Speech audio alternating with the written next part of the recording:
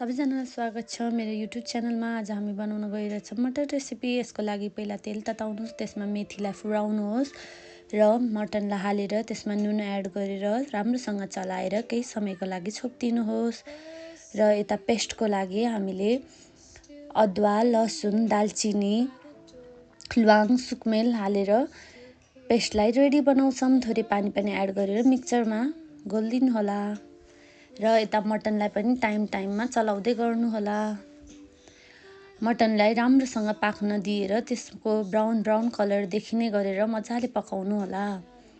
Mutton राम्रोसँग पाकिसकेपछि त्यसमा हामीले बेसार, धनियाँ, जिराको धुलो खोर्सानी, मिट मसला हालेर त्यसलाई पनि हामी राम्रोसँग मिक्स हुने गरेर त्यसलाई हामीले राम्रोसँग चलाउनु पर्छ।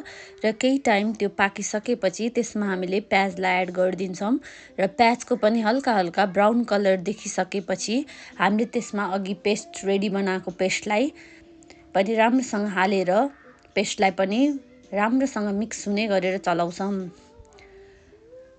पेस्टलाई पनि राम्रोसँग चलाइसकेपछि त्यसमा हामीले टमाटरलाई पनि एड गरिदिन्छौँ र फेरि पनि त्यही कन्टिन्यू चलाइराख्छौँ। त्यस पछाडि त्यसमा थोरै पानी हालेर सिटी लाउनको लागि हामीले कुकरलाई बन्द गरिदिन्छौँ। लो फ्लेममा पकाउँछौँ र 2 सिटी लगाइसकेपछि त्यसलाई बन्द गरिदिन्छौँ र सिटी जान दिन्छौँ। सिटी गइसकेपछि तपाईँहरूले हेर्न सक्नुहुन्छ कस्तो हुन्छ। आफूलाई अब झोल खान मन छ भने झोल हालेर र ग्रेभी खान मन छ भने त्यत्तिकैमा धनियाँ हालेर हाम्रो हेर्दा मटन रेसिपी रेडी भयो। धन्यवाद हेर्नुभएकोमा।